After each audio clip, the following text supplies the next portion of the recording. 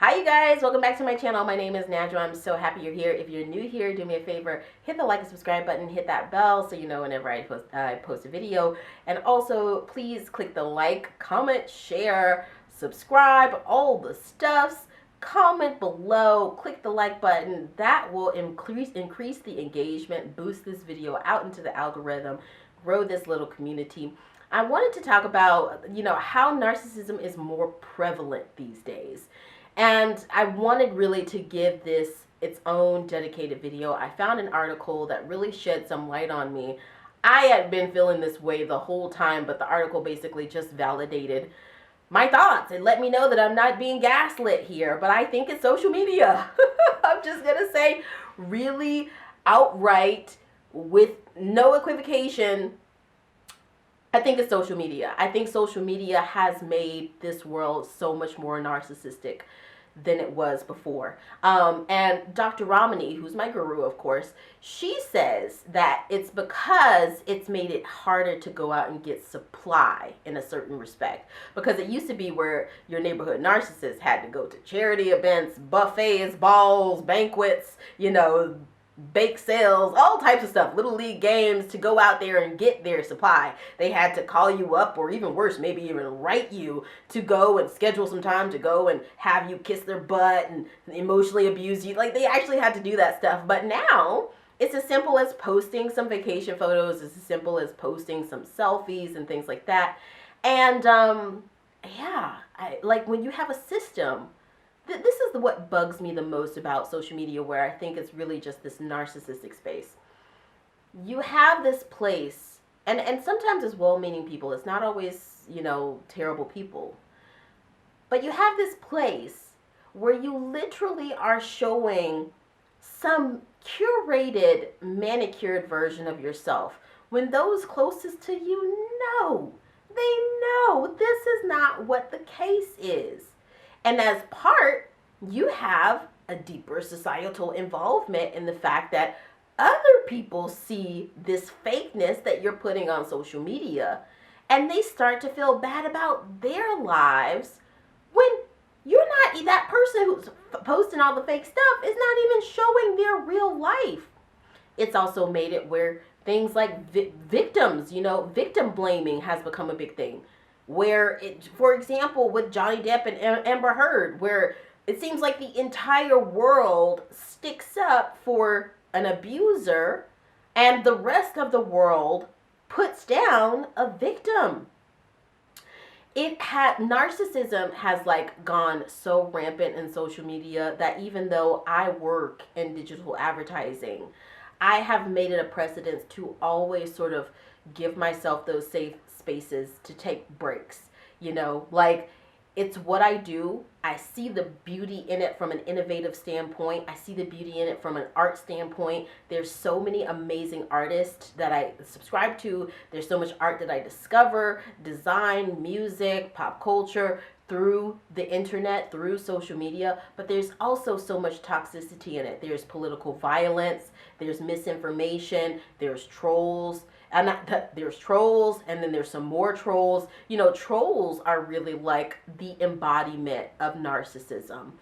If you're dealing with trolls out there, guys, victims of narcissistic abuse, they're no different from that narcissist that was in your life. They're no different from, your narcissistic boss, or your narcissistic boyfriend, or your narcissistic dad. The trolls are exactly the same. And the best thing to do is to not engage with them. Now, I do have to give a little PSA for this in a moment, because I think that trolls cause so much emotional damage. I think that there are so many people. It's why right now some of the biggest social media companies in the US are being sued by the surgeon generals of the entire country. Like all across the country, surgeon generals are in a concerted effort to sue the biggest social media companies because they've let our teenagers down. Our teenagers are suffering from depression, anxiety, suicidal thoughts more than they have ever before. And so much of that is attributed to trolls, And if these social media companies are not going to do anything to put anti-Semitism, body shaming, misogyny, racism, hate speech, all of this stuff into check, then we got a problem. You know, we got a big problem. So trolls are literally the embodiment of narcissism. And the best thing to do, what do you do with a narcissist? What do? You go no contact. You go no contact or you go low contact. Because the narcissist really thrives off of attention. They thrive off of compliments. They thrive off of engagement. You know, even if it's bad engagement, even if you're telling them, oh my God, you're such an idiot, I hate you, they are getting fuel from that. So if you are ever dealing with trolls and you just feel emotionally drained, it's narcissism. It's the same thing as that narcissistic, you know, like I said, brother, cousin, boss, you know, preacher, whoever it is. Like the trolls are exactly the same thing, and you got to go no contact or you got to go low contact. So just don't respond to them. I know it's going to be very hard, but you will do yourself a much better service of just clicking delete, block, move on with your day. You know, if you need to, do a little deep breath work. Say, I hereby release any energies that are not mine. It is done, it is done, it is done. Okay. Block their energy on out. Put that energy out of your, shield. Put your shield up and block that energy out of your orbit, and then move on. You know, smile. Smile and be thankful that you woke up today and that you can actually smile, because they cannot. They unfortunately cannot smile unless they're causing torment to another human being. And what kind of a life is that to live? Don't give them the fuel.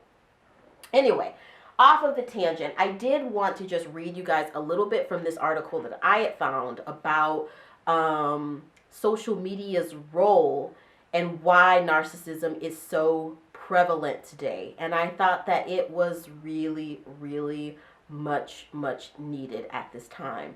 Because, I mean, look at where we are. I mean, look at just how uncomfortable society has become compared to just 10 years ago. What is the one variable that has changed super duper rapidly in the past 10 years? It's technology, it's social media. So listen to this. What collective narcissism does to society. This is from The Atlantic. Now, I don't want to boost this as if The Atlantic is the best media source in the world. It's not. And oftentimes, I really don't like a lot of the stuff that they put out. It seems sort of like contrarian. It seems like it's sort of, paying coochie coo with far right extremism. But, sometimes there is a hit or miss type win. So here. What collective narcissism does to society. This is by Scott Barry Kaufman. It says, in everyday settings, it can keep people from listening to one another. And at its worst, it might fuel violence.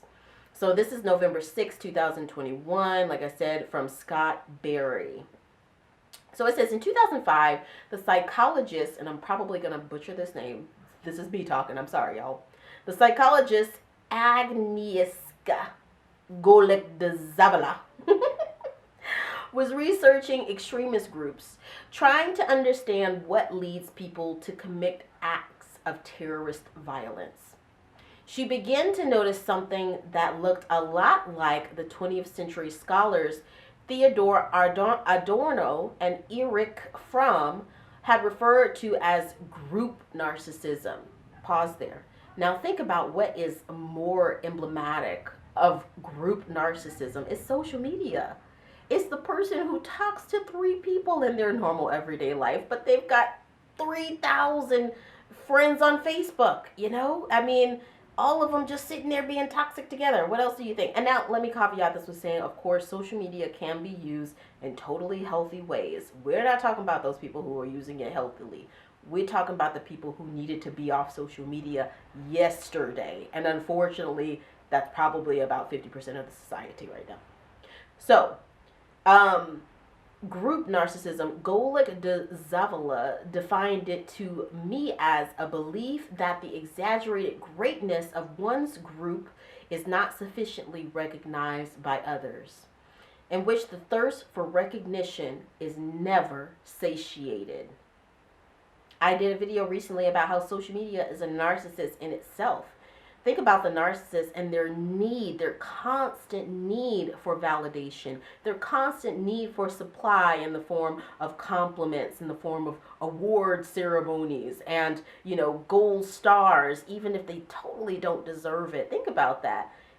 Is social media not that in and of itself? So it says, at first, she thought it was a fringe phenomenon, but important nonetheless. She developed the collective narcissism scale to measure the severity of group narcissistic beliefs, including statements such as, my group deserves special treatment, and I insist upon my group getting the respect that is due to it, with which respondents rate their agreement. I'll stop right there. Let me just go ahead and say, I feel like Scott is totally right in this, in assuming that social media in itself is sort of a huge example, a blaring example of group narcissism.